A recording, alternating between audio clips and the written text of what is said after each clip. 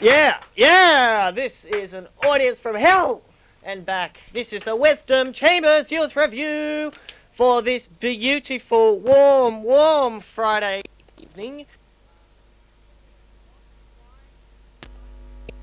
We have the Wisdom down here in Studio 22 in the McHill Studio Complex. We have a big show for you today, including Milligram. We have Vegans for Christ, the week that was with Russ and Erin, the sports show with Michael, and Film Forum. We have lots of interesting things for you to see, and lots of interesting things for us to be, so we will see you shortly. And right now, here's the tape, and we will see you shortly. Bye-bye. Woo!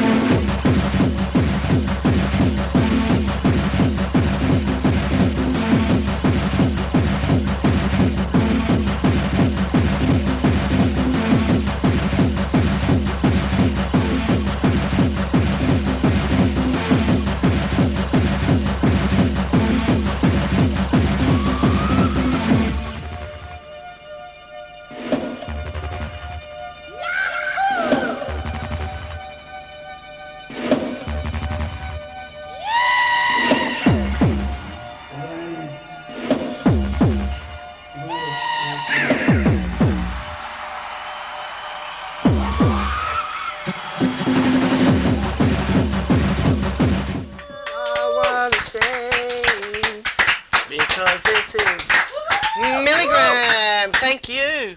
Hello, Zena. Hi, Justin. How are you? Very well, You've been thank working you. hard. Yes, I have. And the fast. heat has been incredible. It's been so Ah. hot. It's been a shock. You know what happens when people get hot? Speaking of shock, I don't know if I mentioned it last week, but shock. You know the guy who ran onto the field at the Melbourne Cup? That was Shock, who we interviewed a couple of times. He's bleached his hair. He's bleached his hair and he's looking crazy. But what things have changed. Well, we have got music today on Milligram. Have you got music? I sure do. You sure do. But I'd like to say one thing, and that is the Last Hemorrhoids, an up-and-coming band, a very young band. They've got quite a few gigs coming up, and I say look out for them. Have you heard of them? Yes, I have. Yeah, they are great punk rock. They have a great song called Punk Ska, and they've got a great song called Smash the Golden Arches. I'm sure we all know what that is relating to. Yep, well, that is the Last Hemorrhoid. So check them out. They'll be playing at the Annandale soon with the big band, the Porkers, which is great for them. These guys are only about 15 years old. So, what are they going to do for ID? That's what I want to know. And those beers on the house for the band? There's a all-ages gig at Stanmore Town Hall. Really? On the Saturday night. Really? Yep. Oh my For that band. God. Well, that's wonderful. Where did I say it was? At Petersham? Petersham. Stanmore. At Petersham. Petersham Stanmore Station? is not where I live. Uh-huh. Yep. Alright. Well, I mean, you know, I love punk. Okay. Ska, etc. You're into 3D. Very much so. I'm into drum media. Ooh, sorry. Revolver. What a load of crap. What a load of bollocks, What a Camera load One. of... Yes. What a load of bollocks. That's what I'd like to say. It's the new paper that's out now. What do you think of it? I think it's terrible. I think it's terrible. Rubbish. You commercial. Look, I gotta say, I used to think 3D was commercial, but this is terrible. Total rubbish. This is Coca-Cola. This is bloody disgusting. You can't even figure out what the hell's going on. What are they talking? It's a mess. It's unprofessional. It's basically bits and pieces. I mean, leftovers. I mean, this party happened. What is this? Big day out? Big day out. You know? Now, how long ago was that? How long ago? How long ago? A very long time ago. 5 years? 5 years. No, about five. About last year. Last year. Well. And since the big day out has, you know, finished. Yeah. In drum media, there's all these ads for these big dollar festivals. Is this where I'm looking? Yeah. Oh, no one's doing the fingery Well, thing. look. And you know how I like fingery things? Yeah, there's all these garage fests that's coming out now, you know, $50 for each bloody band thing. Oh, God. All a rip-off. And that's why I say always go back to your roots. Bad luck, Revolver. Revolver! Revolve this. Yeah. Yay. Yeah. Okay. I'm not a violent man. Review. What a joke that is. Review. What are you reviewing? What am I reviewing? Psychom. That sounds familiar. It does sound familiar, but familiar enough. Let me just mention one name, and it should bring everything together. Perry Farrell, as I like to call it. Perry Farrell, ladies and gentlemen. Perry Farrell, and here he is. Perry Farrell from Jane's Addiction, who you might have heard of. Have you heard of Jane's Addiction? Yes, I Porno for Pyro? Yes. Yes? Yeah. Anyway, Psychom. It was Perry Farrell's first band back in 1985. 1985, and what a great year that was, wasn't it? Don't know what I was doing then. That was... Which year? What's going on? Jesus Christ. No, what year? 1985. 1985. And Triple X Records decided, Perry Farrell is a great guy, and let's get him going. Psychom, self-titled Psychom. Interesting. It's a terrible mix match. But anyway, the band members were Erin Shearer, who was on the drums, and Vince Duran, who was on the guitar. They later left, in fact within about 2 months of recording their first album, Psychom self-titled. They left and formed a band called Hindus. Kelly Wheeler was on the bass. May I ask? Yeah? What are we listening to at the moment? That's a fantastic question. Ho Ka Hey. She's very gutsy, and it's very, very memorable. I can just think of it now. Wonderful song.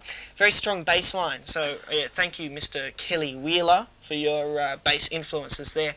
And funny thing is, you know Perry Farrell's voice. Yeah. Farrell. Yeah.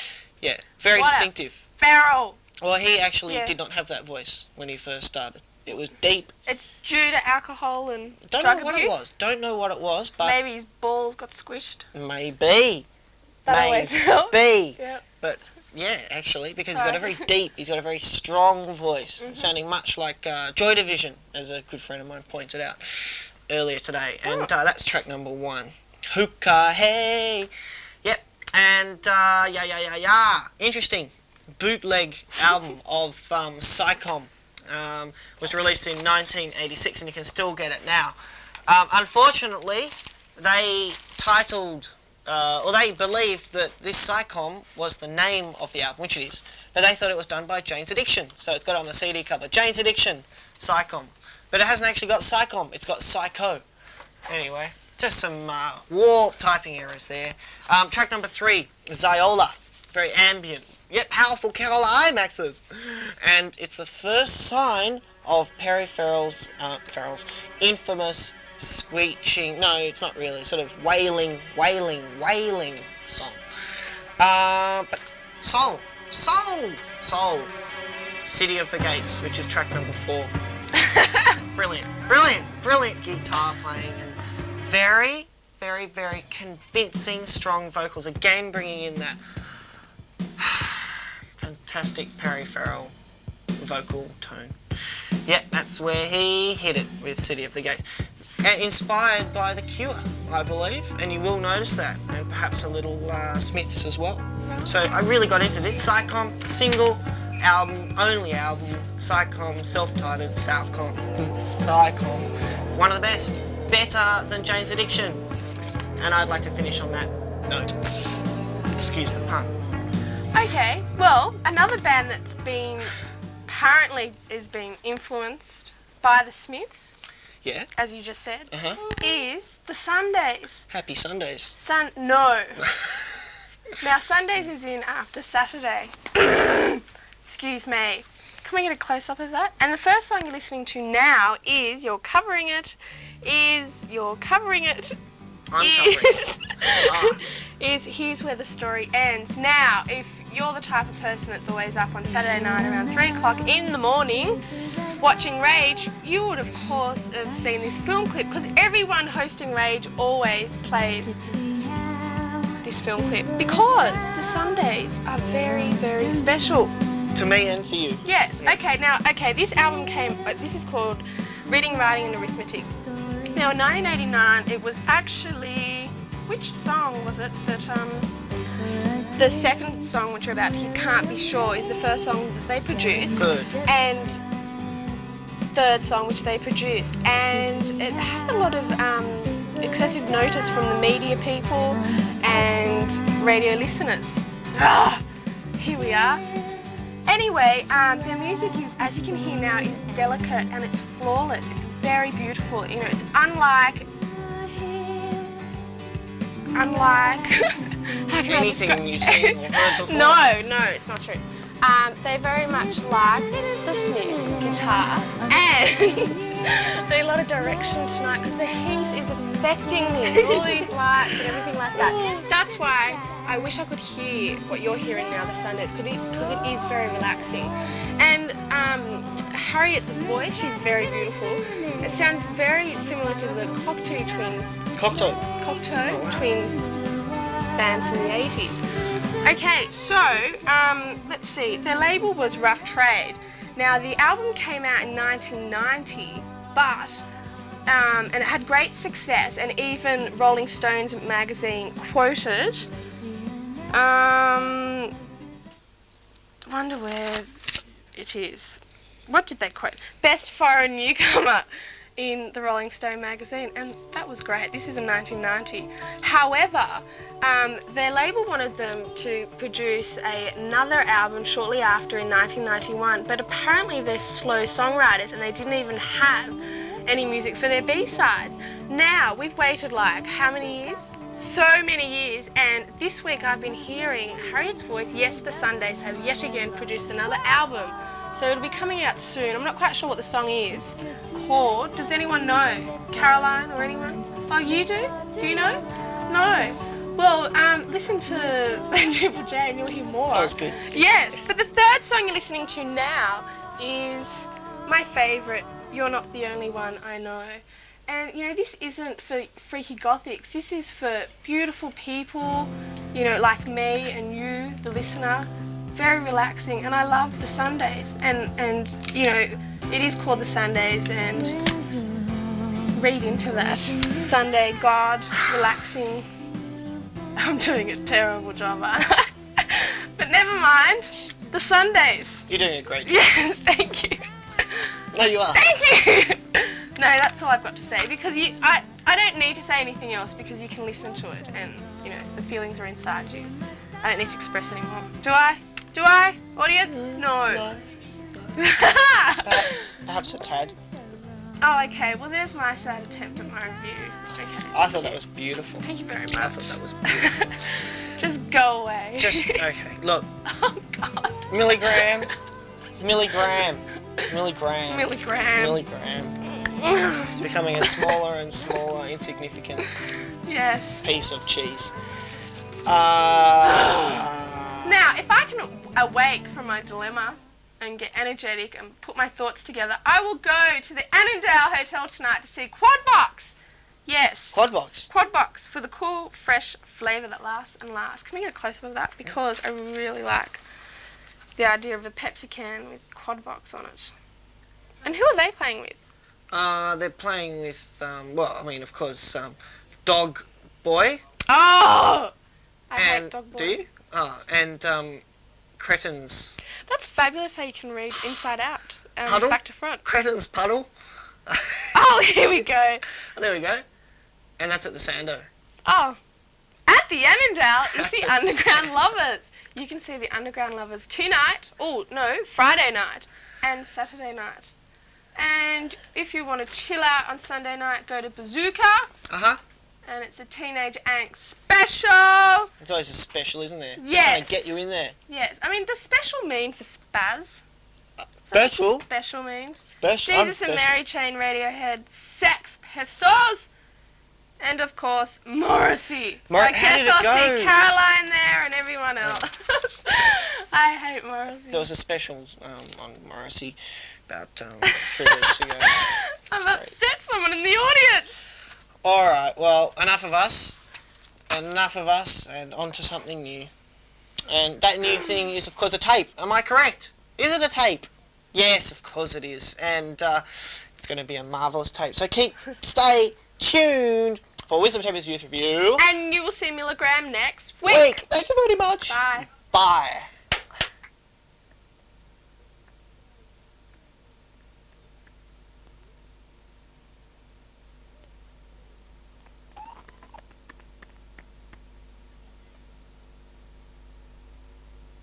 Down, maybe for me.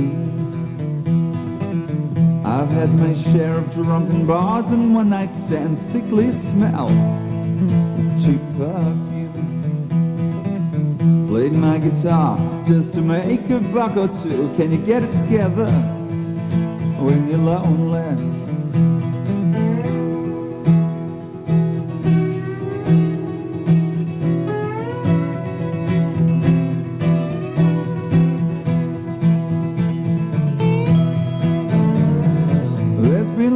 Thinking through the cloudiness of drinking, and the only place for me is home. Home is where the heart is, and my heart I'll always follow. Look out on me, my friends, I'm coming home. Because the only place for me is home.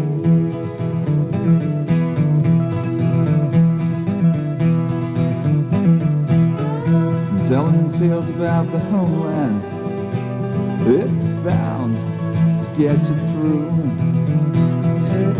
If I could leave this place tomorrow, sure I would, but I'd stay and try just a little bit longer.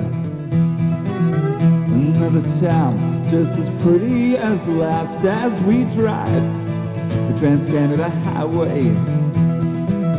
If I expect too much, I'll be let down too soon. My only friend is inside a bottle. It's a bottle of red, a bottle of Jack.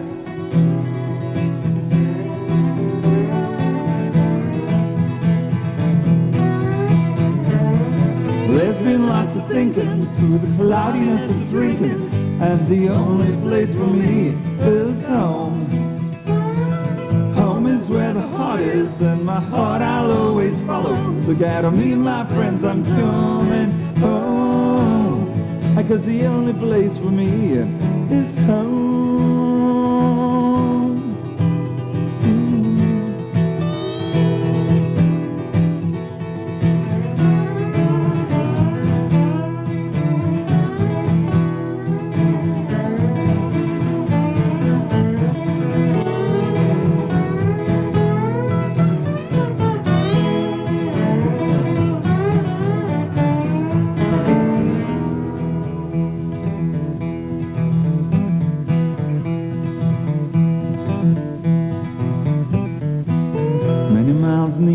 On the roadway, next town, and peep me. I've had my share of drunken bars and one night stands, sickly smell of that cheap perfume. Played my guitar just to make a buck or two. Can you get it together when you're lonely? There's been lots of thinking through the cloudiness of drinking, and the only place for me is home. Home is where the heart is, and my heart I'll always follow. Look out on me, my friends, I'm coming home. Because the only place for me is home.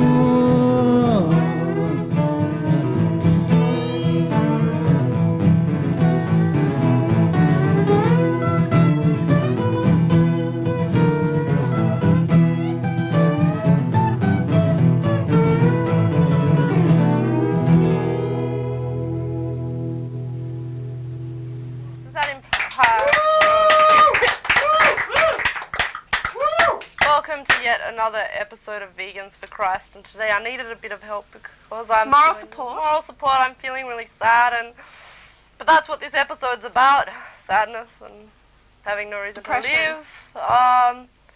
Okay, so you're here with Caroline and of course Zena. Zena and I are not having, the best week together. We've had a few problems, but we're going to get over that, and we're going to speak about failing, just general failure in life. And no, it's serious. We have to wonder about, you think of these standards that society sets, and you wonder, not everyone has the capacity to, be a part of that, and it makes you turn your head and think, do we really have to adhere to society's standards? And if we do not come to those standards, are we failures? Are we unworthy of being alive? Zena, do you think a failed marriage is a symbol of total failing in life? Well, can I just begin with my failure? As long as it's failing. short. Your failings. Oh, okay. Well, first I don't know if we have time. Well, you want for all your to failings? Share. Very funny. Okay, well, first I failed by being born to the wrong parents. Then I failed by, going to the wrong school and, being with the wrong kind of people, my friends. Then I failed with boyfriends, then I failed with girlfriends, and then I failed yet again with boyfriends. Where else? What else? Well, that's enough. Okay. You're just a barrel of failings. Yes. What we've got to, what we really want to understand is, fine. So what was that question? Ask me the actual question. You're born into a retarded family. Yes. Pathetic parents. Yes. Your genetic pool is already stuffed up to begin with. Yes. Do you blame the continual failing in your life? Do you blame that on your genetic makeup, or do you say, do you say, well, no, I could overcome that. I could overcome the fact that my parents are mongoloids, and I can, make a life for myself. Stephen Hawking could have blamed his parents for that disease that he didn't contract due to genetic reasons. But, he continued living. Do we, what are we saying here, If you fail university, like I think I am, does that mean you should die, Because, some people look at it, how when you hear about people that, they kill themselves because they're not doing well in the HSC, and other people go, oh my God, what dickheads, as if you would, perhaps they took that as representative of the fact that if they can't achieve it, a simple exam, how are they going to achieve it anything in life, They may as well be dead because they are failures. Zena, do you think this is, the case? Do you think that you're a general failure in life if, you fail an exam? No, of course not. That's just ridiculous. But if you are failing, I recommend a book. And especially for females. And it's Awakening Female No, you Power. cannot. Because if you're failing This isn't a in book life... review. No, but I'm trying to tell you, why you were failing? It's because you were in Maya spell. And Maya spell is when you're not focused in the present, and you weren't. You're evidently not focused in the present because we're not talking about awakening female powers. The reason why, because you're a very highly intelligent woman. But yeah, but I can't seem to awaken female powers in certain individuals. Dear, we'll talk about that after the show. Yes, you were in Maya spell. No, can you just shut up about the book and get to the point? I asked you a question. Do you think that failing... What's your opinion, your general opinion I've been of telling failing? you my opinion. No, you just said you're a failure. No, I'm not. I learned from my experience. I think failure... I can't say the word because... You're a failure. I've got a thing under my tongue where I have to called say the F bit. A barrel of failings. Yes, it's true. No, well, let's try and cover something more. Okay. Okay, this is another example. Just say, okay, are you a failure if you don't live in a mansion in Vaucluse? Are you a failure, or if you live in a mud house in Rudy Hill or the bush? Well, that depends on the individual and how they perceive success. Isn't that correct? Success. But would you say that people that don't adhere to the normal societal standards of success, would you say that they're failures anyway, and they're simply choosing a different realm in which to exist? Like, you know, they're not, okay, just take, for example, socioeconomic ranking, okay?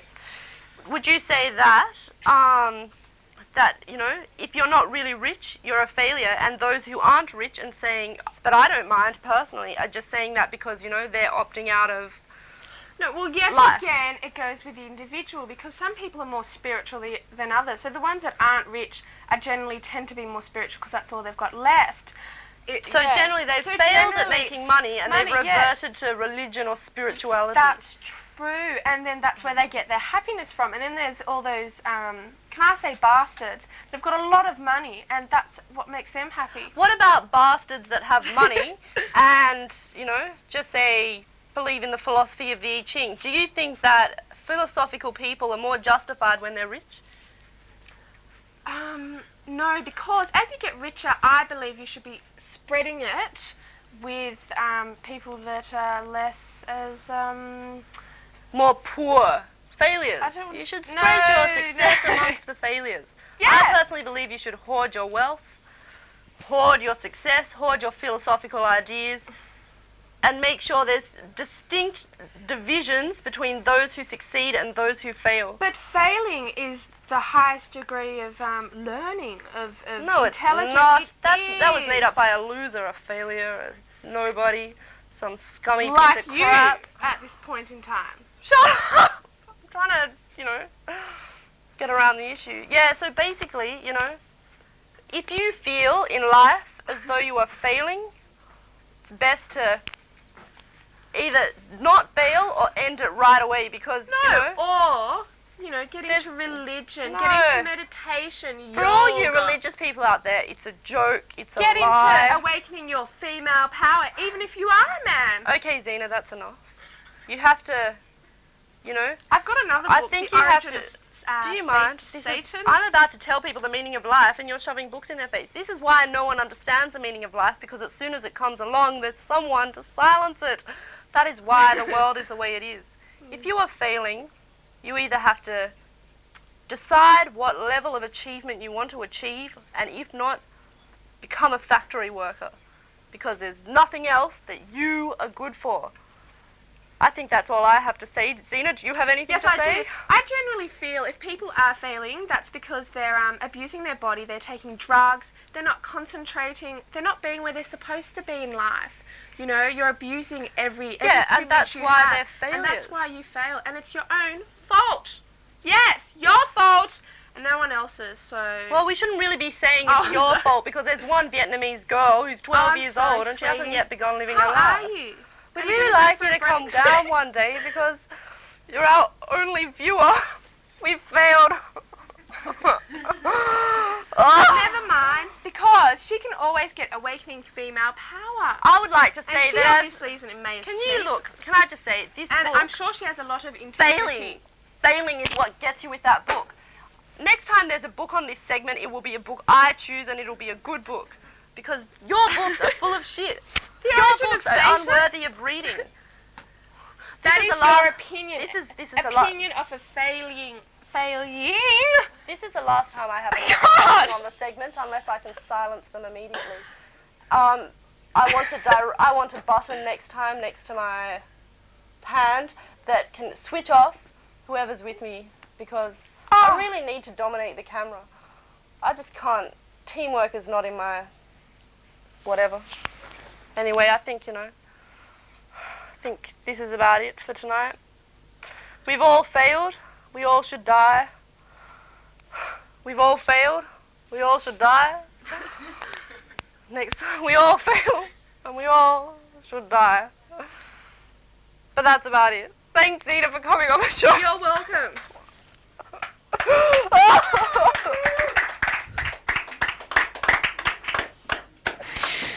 Oh, Caroline, you just make me feel so good, Caroline.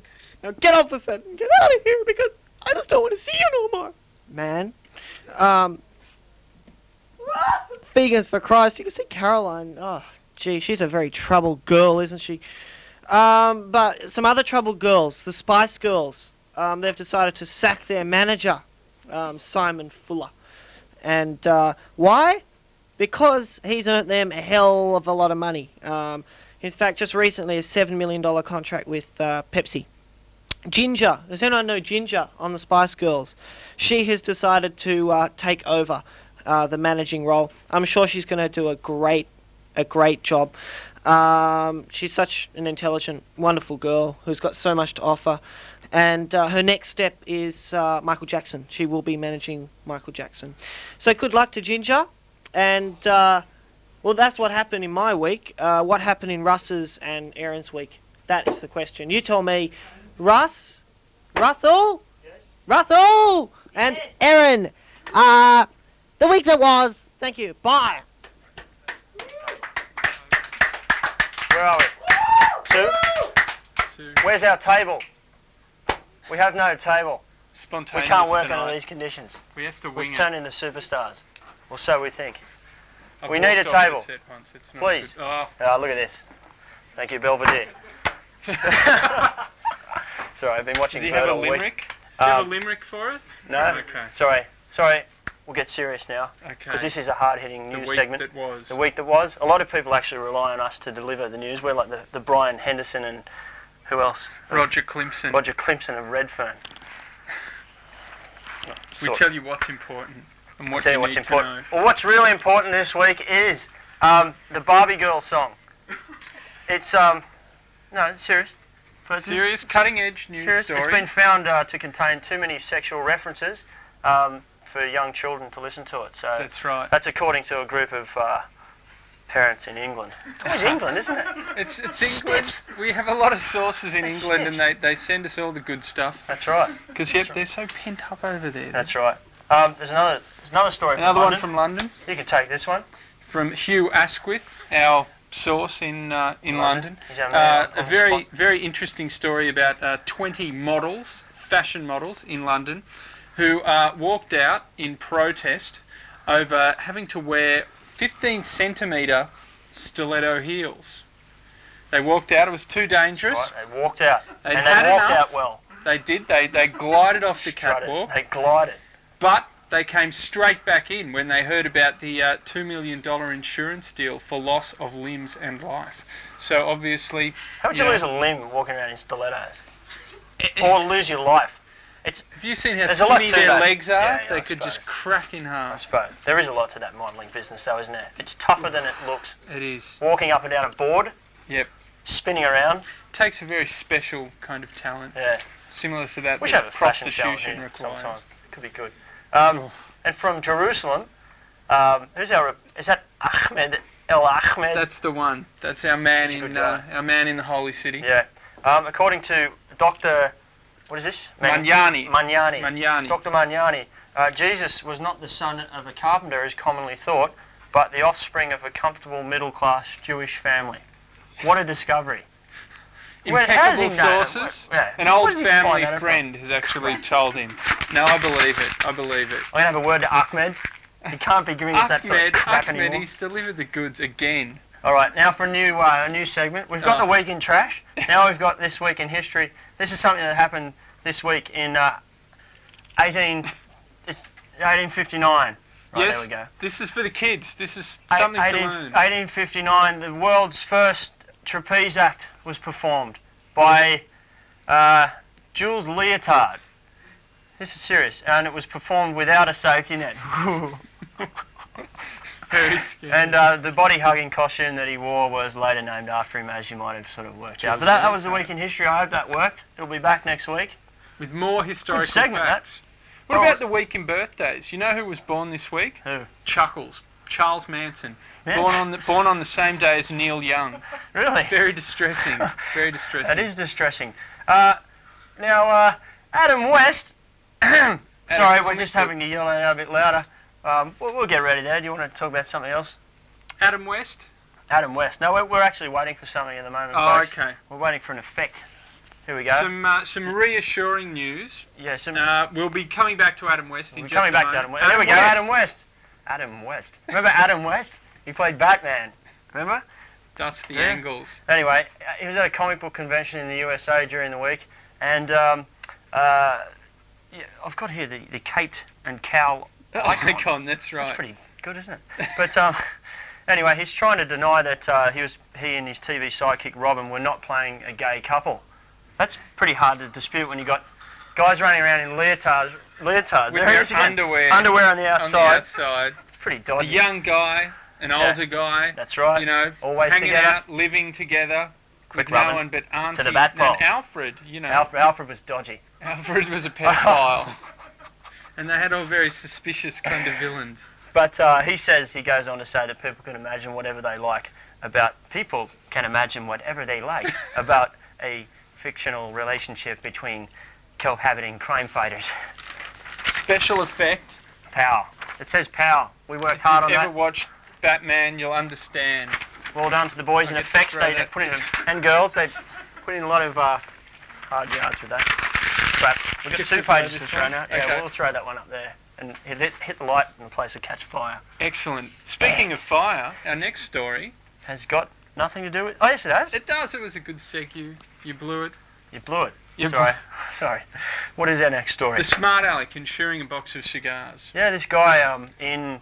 This is from Hasbilahal in Central America. Central America. From our reporter, this. Wade Dominguez. Wade.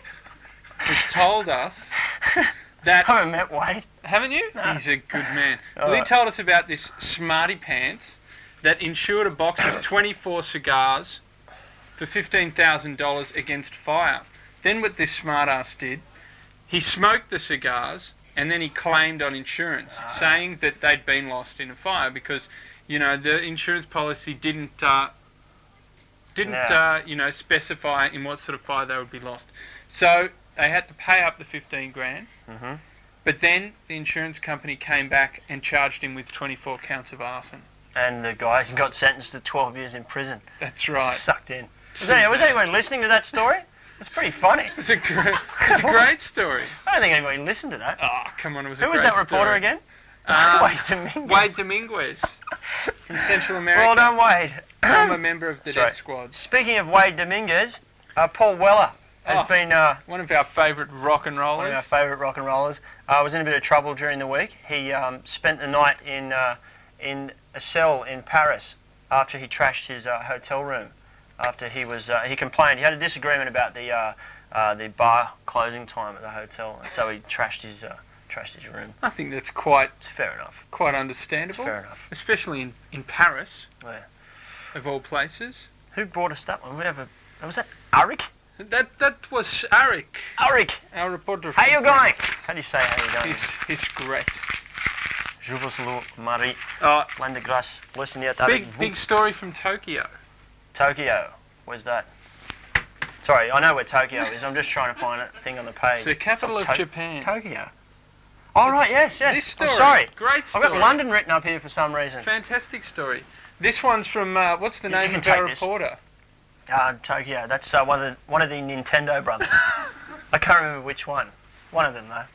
Was it one of the Sega twins? I think, one of the Super Mario brothers. This is a great story. The Japanese... An important story. An important story. Everybody listen. That will figure greatly in our future. The Japanese, always first to come up with a completely stupid idea, have invented a remote control device which you strap to your head and it picks up your brain waves and changes the TV channel for you. So now... And adjusts the volume as well. So now, couch potatoes don't even have to move their limbs. But they have to think. They have to think. So you got to think. That's next. That's next. You got to think for you. Yeah, that's TV. right. So they can just sit there like this. That'd be fun. And just change the channels. When they've had enough of Home and Away, they can just... So when their mind goes empty and they're sitting there thinking of nothing, Home and Away comes on and Neighbours and all is well. All those great shows that you liked. Speaking of TV, we'll keep on TV. Yes, there was a survey done during the week on a group of 6th class students in some... In London? Was it in London? Yeah, it was in London.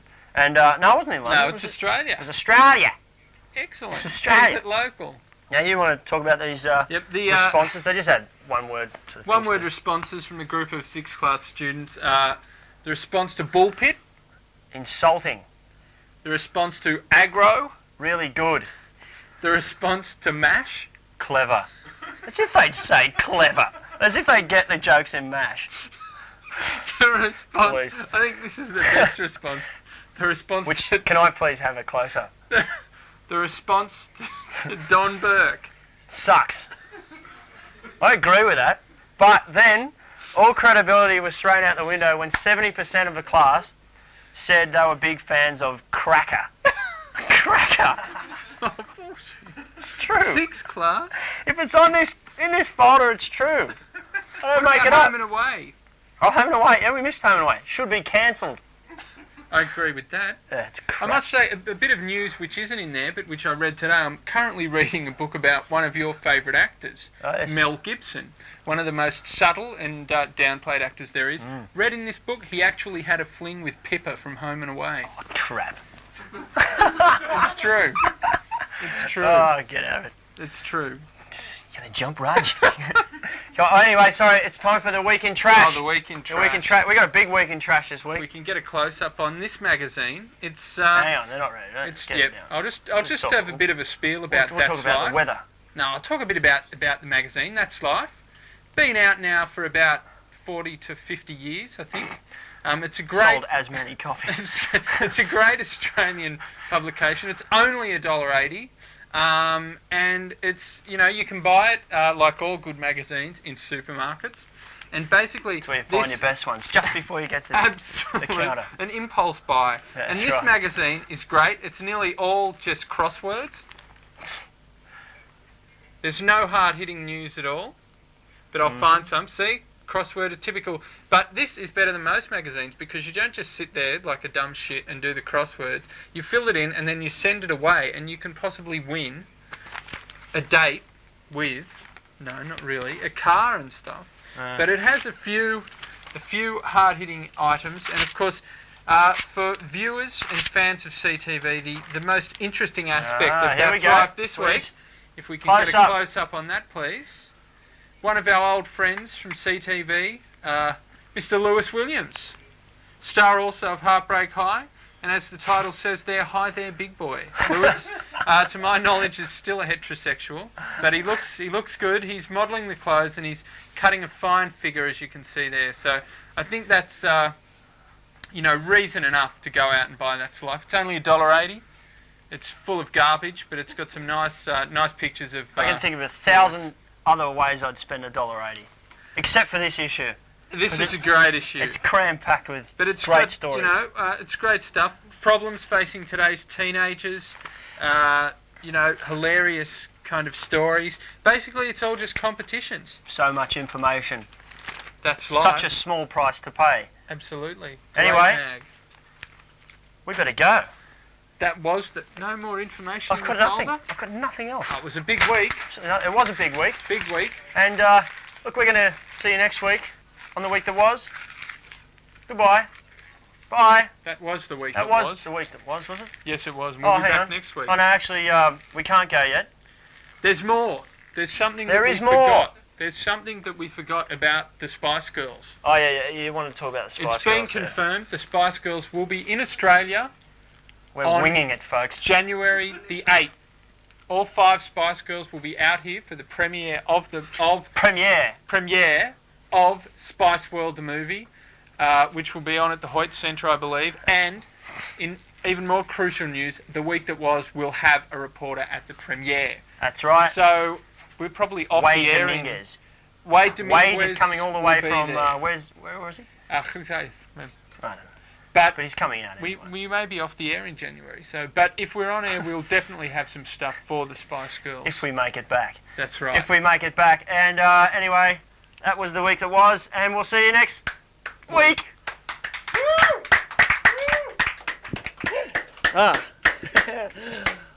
Hi. That was the week that was, and we have some competitions. We have some big competitions. Speed. You lose. It is a anti-speeding, as in driving, competition. And so all you have to do is sing a song, write a poem, or tell a story about speeding and its negative consequences on the community. And you can win $500.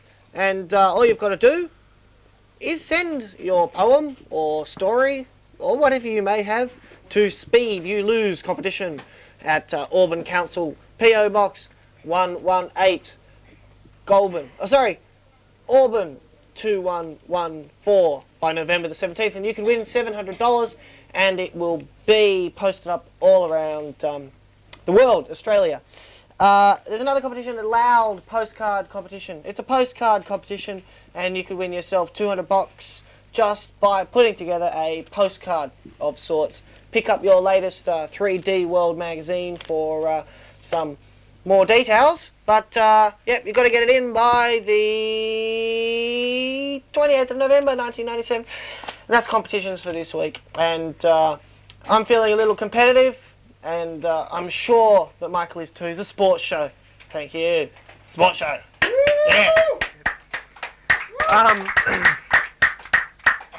Welcome to this week's edition of the Sports Show.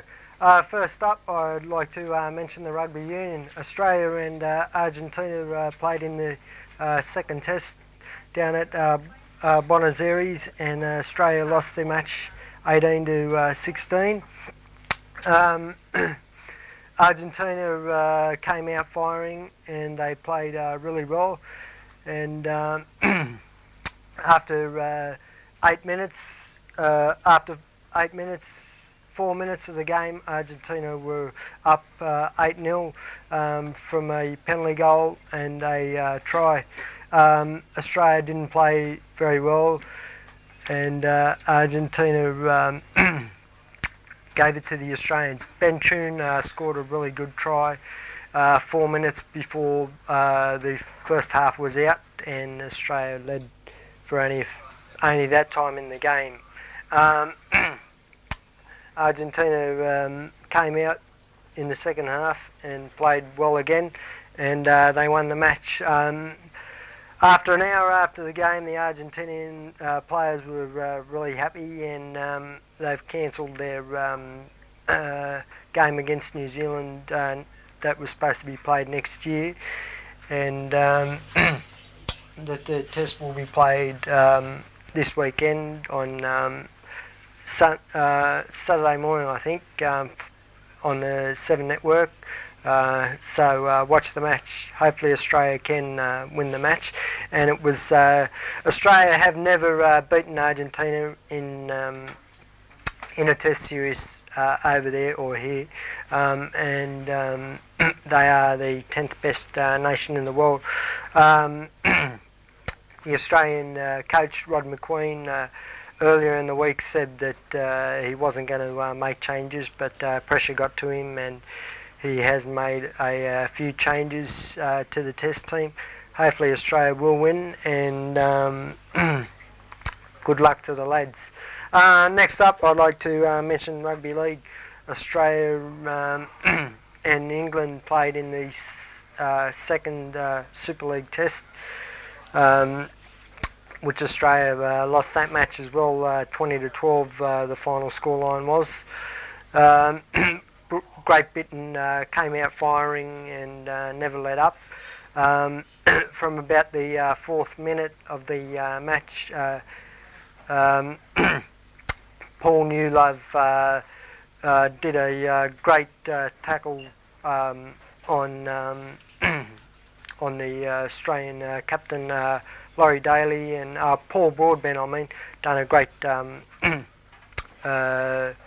tackle or whatever on Laurie Daly, and set the standard for the Great Britain team.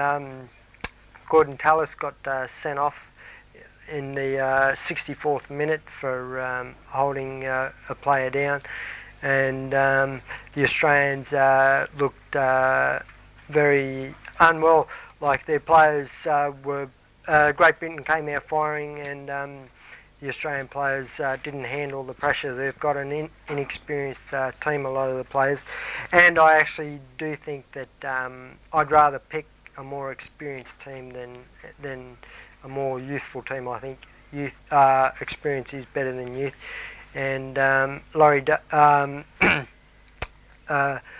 few players have also from the Australian team have been included in this team to play So hopefully they will go well, and if they lose, it'll be the first time since they've lost a match since 1959. The Australian coach, Johnny Lang, has told the players not to focus on the media and to stay on their game. Andy Goodway, the England coach, before the game sought out Phil Houston, the referee for the match, and wanted to make some clarifications. Johnny Lang, the Australian coach, wasn't too happy about this because he wasn't told about it, and he was pretty upset. Jason Robinson got man of the match. He scored a try and kicked a few goals. He scored 16 points, and Great Britain played really well. Hopefully Australia can come back, which I think they will. And the third test is a sellout. It's played at Ellen. The second test was played at Ellen Road, and the third test, where is it at? Is a sellout. 40,000 tickets have been sold, and if they had more ground space, they would have sold that match out as well. Next up, I'd just like to talk about running.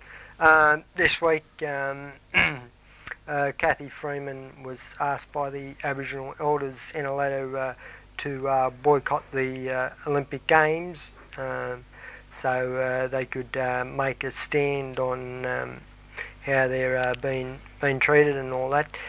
And Carl Lewis, Olympic champion Carl Lewis, came out and defended Kathy Freeman, which I think was a great idea.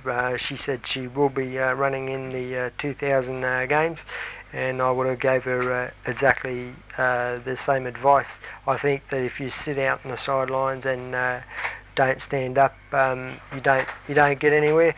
And good luck to Kathy Freeman. Next up, I'd just like to mention the soccer. Australia will play either Iran or Japan. They'll find out early on Monday morning to play in next year's World Cup finals in France. And this weekend, Japan and Iran play in the Asian Zone playoffs. I think Iran will win the match. They've played 8 games. They've won 3, lost 2, and drawn 3. Their strengths are they play European football. They can be very physical, and they've got good height. Japan, they've never played in the finals. They've got good confidence. They're a very mobile team, and they've got good technique. And they're also a short team, so that will be to their disadvantage. I think Iran will win the match, and I think Australia and will hopefully play Japan. Australia do want to play Japan, and I think they will get in for the last spot for the 32 teams in the competition. Next up, I'd just like to mention quickly a bit of cricket. New South Wales and Queensland are playing down at Newcastle, with Queensland scoring, I think, 182 for their final scoreline, and New South Wales playing really great there. New South Wales are in the bat as of about 5 o'clock this afternoon. They were 1 for 77, and they're going well. Hopefully New South Wales can keep it up, and hopefully we'll give you updates in the coming week. Also, Ireland and New Zealand play tomorrow at Lansdowne Road in the Rugby Union as well. New Zealand have started off really great in their tour of Britain and Ireland, and New Zealand beat Lanil 81-3, and they also beat Wales A 51-8. Jono Lomu has come back for the All Blacks. He's been out with complications, and he played really well. New Zealand should win the match. Next up, I'd just like to mention the Olympics. Australia has been awarded the Gay Games in the year 2002. I think that is really great. And besides the Olympics in September 17th to October the 1st, we've also got the Paralympics after that in October, and now the Gay Games. They say that for the New South Wales economy, over 100 to 170 million will be injected in the economy, and I think that's great for Australia as well, and the tourism industry. I think that Australia were going to win because they've got the setup coming for the games, and also I'd just like to quickly mention from now on we're just going to have like a pick of the week of the most important thing happening in sport, and this week's pick, Australia winning the Gay Games. Good luck to Australia, and I'll see you next week, and have a good week. If I were a mother and a brainchild of my dreams, I'd take you through to CTV.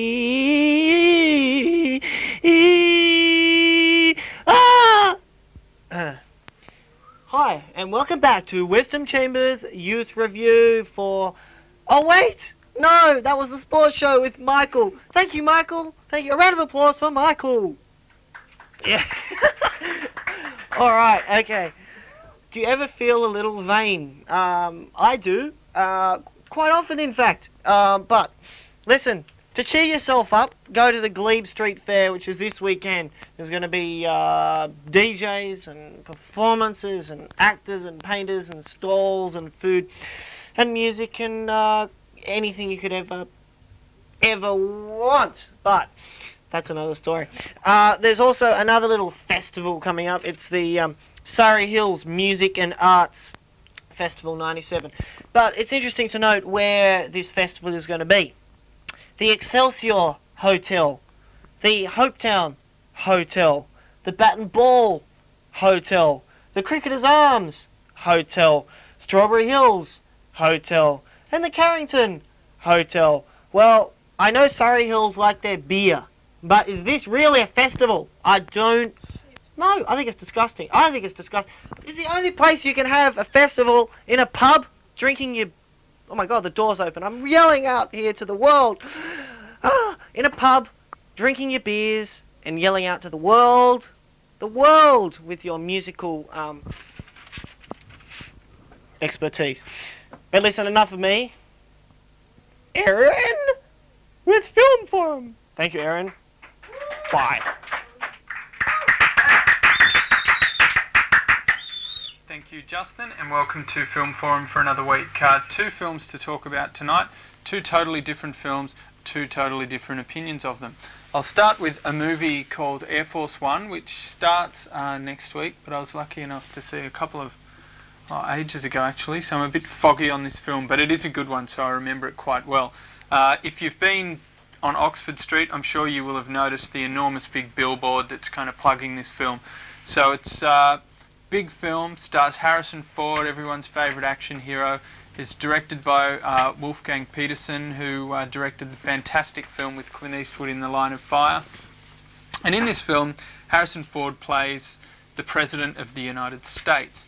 The hook of the film is that he's flying back from Russia on Air Force One, which is the highly secure and armoured presidential aeroplane, which is believed, you know, you can't hijack it, you can't break in or anything. But of course, being an action film, what happens is the film is hijacked by a group of Russian terrorists led by Gary Oldman, who take over the plane and demand that their leader, played by Jürgen Prochnow, be released from jail in Russia. Then ensues a very claustrophobic and exciting action film as the president turns out to be the man that has to save the day. He's not your usual kind of old fogey president, of course. He's Harrison Ford. He was a Vietnam veteran. He's a hero, and it's up to him to save the day. All very, very, very unlikely. Further unlikeliness is there's a female vice president played by Glenn Close, which of course is, wish fulfillment. And this film, while, it's highly unbelievable, implausible, very patriotically American and very trusting in the presidency, which can at times be a bit nauseating. The film is so exciting and so well made that it really overrides any really bad problems that you might have with the film's political grandstanding, which is a bit unfortunate. But it's an extremely entertaining film, obviously made on a very big budget. It's all there on the screen. It's backed up as well by unsurprisingly good, solid performances. Particularly Harrison Ford is great in this sort of film. It's very serious, very stern, but he makes a very good president. Gary Oldman is very good as the terrorist. He doesn't overplay matters. He keeps it in check and lends a real intensity to his performance. Glenn Close doesn't really have a lot to do, but she's very good in the part. So it's a very solid, very well made, very exciting film. And if you like your films pretty mainstream, not really very challenging, but something that will keep your interest, this is definitely for you.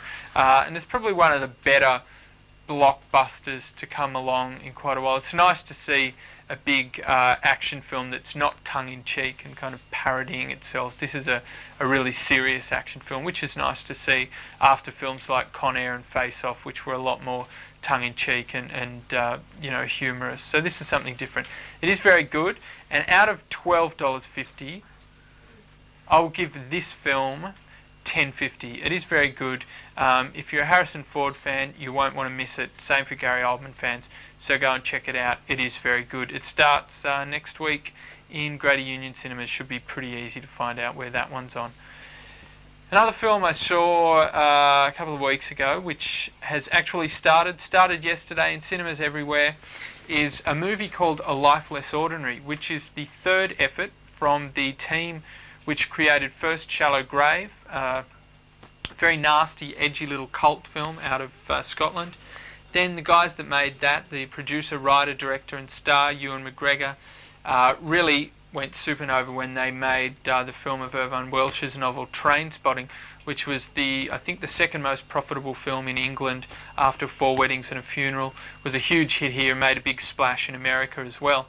After being so successful with that film, they were actually offered the chance to direct the fourth movie in the Alien series, but turned it down to make this film instead. And I must say, they obviously made a mistake, because this film is really bad. A Life Less Ordinary, it's scripted by them, produced and directed by these three guys that did Trainspotting, stars Ewan McGregor, and it's about two angels played by Holly Hunter and Delroy Lindo, that's right, angels, who are sent to Earth and have to get a couple to fall in love. The couple, played by Ewan McGregor and Cameron Diaz, who are the stars of the film, have to get them to fall in love, or they won't be let back into heaven. It's an absurd concept for a film. Not only absurd, but it's also been done before in a pretty bad film called Two of a Kind with John Travolta and Olivia Newton-John, disturbingly.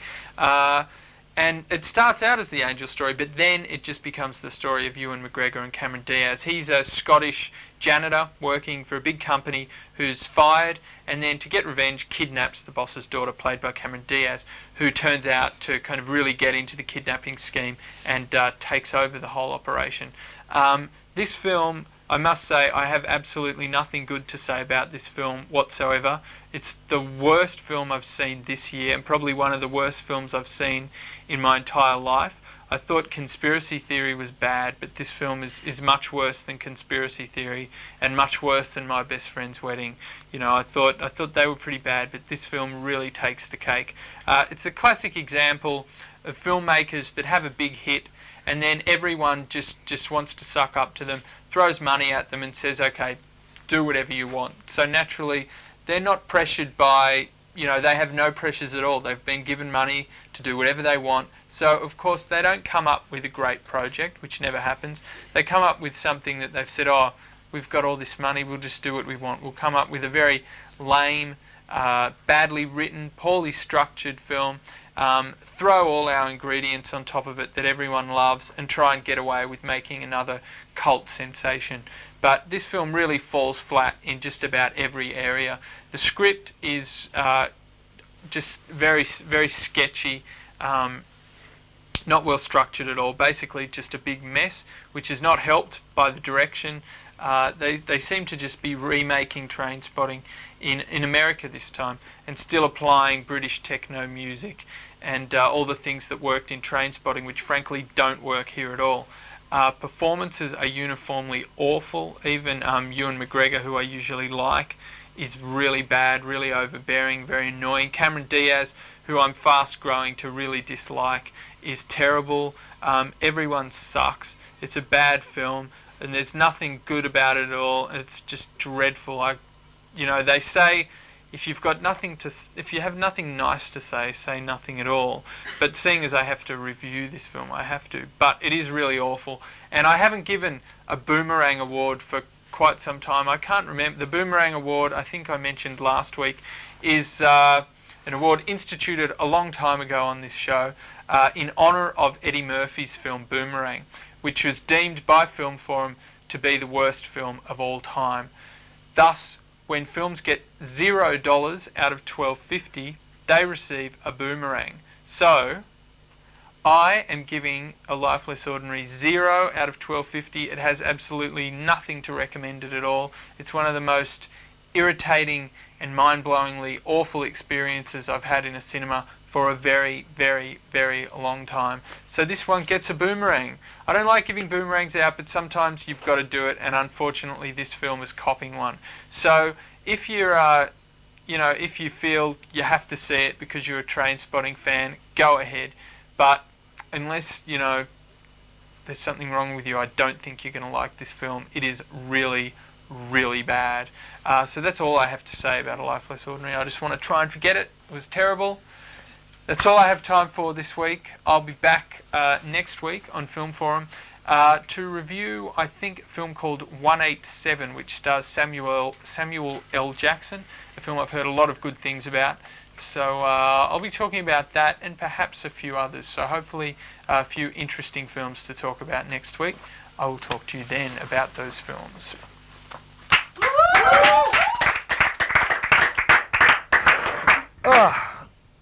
In the galaxy of parties out there, there are some that shine brighter than others. And in the galaxy of stars, there are some that shine even brighter. One of those is Erin. And Erin, I gotta say it again, I love you, man. I love you, man. Anyway, Erin McKendrick. No. Anyway, this is the galaxy of parties that is coming up this weekend and in the next few weeks following. Now what stands out here? Colossus 2, piece of crap. $60, forget that. Absolute joke. Disgusting, money-grabbing junk. And if you go to that, you have sold your soul to the devil, Mr. Colossus. He's got a great big one too. We have quite a few interesting things like Electronica here, featuring Snog. And also, notably, Seymour Butts and Gemma. And that's at the Globe on the 21st. Of this month, which is a Friday. Last week, Three-Eyed Fish, which was the fundraiser for Jabaluka. Very disappointing.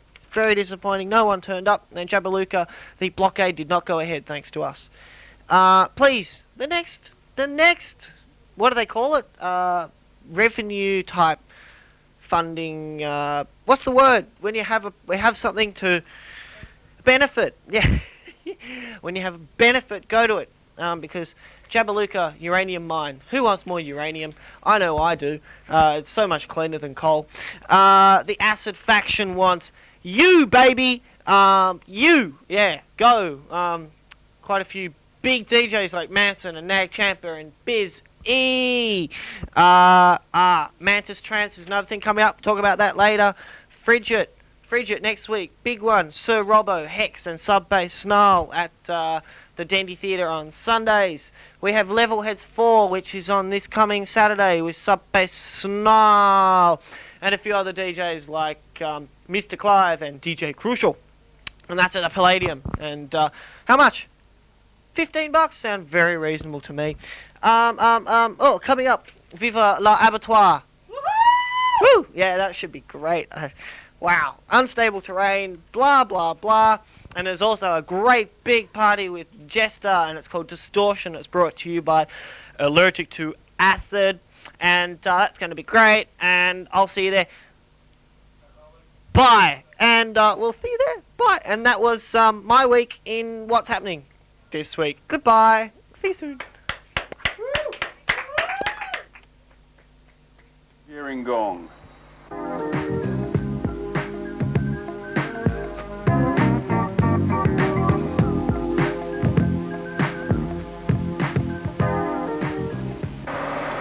This week's hotspot for getaway.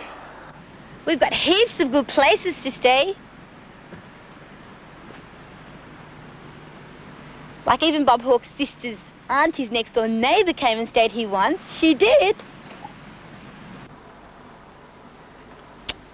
We've got all the modern conveniences.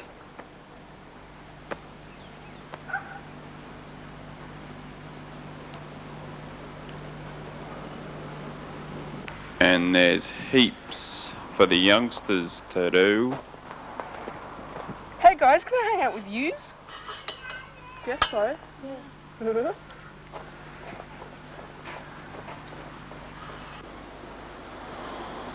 Oh my god! Oh my god! Nice gear, mate!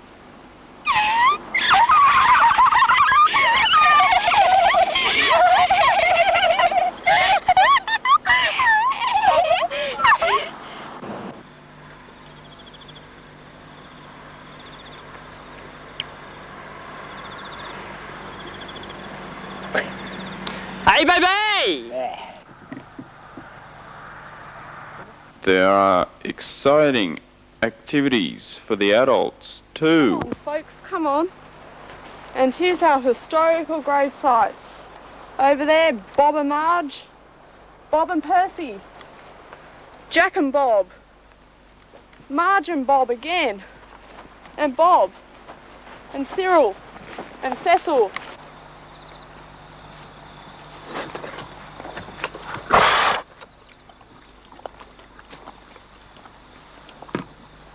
And the nightlife goes off.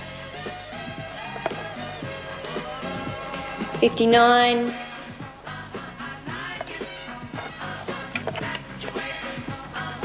60. 24. 32. 71. Bingo! Good on you, Bob. And get away to Gerringong. And Bob's your uncle.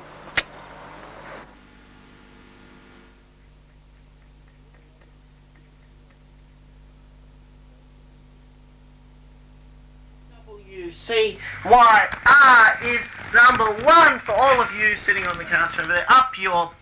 Anyway, we had a great show this week, and we're going to have a better show next week. Much better show. Because, why? Sexpression. Yeah, that's it. That's what I was looking for. Sexpression with Dermot. He'll be back, and he'll be talking about sex. And we also... Oh, my God. We have an interview here. Megan will be in with Paul. Now, who's interviewing who? Who is interviewing who? Let's say Megan. Megan will be interviewing Paul. So a round of applause for Megan, the interviewer of next week. We have Vegans for Christ with Caroline. We have Milligram with myself and Zena, of course. We also have the week that was with Russell and Erin McKendrick. Erin, what is your second name? It's not McKendrick. Well, it's not McKendrick, but you look like a McKendrick. Erin. Okay, love you. Hi. Hi. Oh, look at this. Okay, yeah. Erin McKendrick. Thank you, Erin. Erin, what is your second name? McKendrick.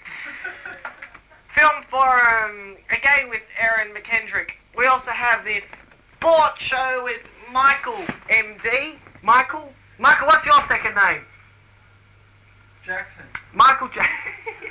You almost got me there. Michael Jackson will be with us for the sports show, Pumping That Iron. And did I mention the week that was? Yes, I did, with Russell and Erin McKendrick.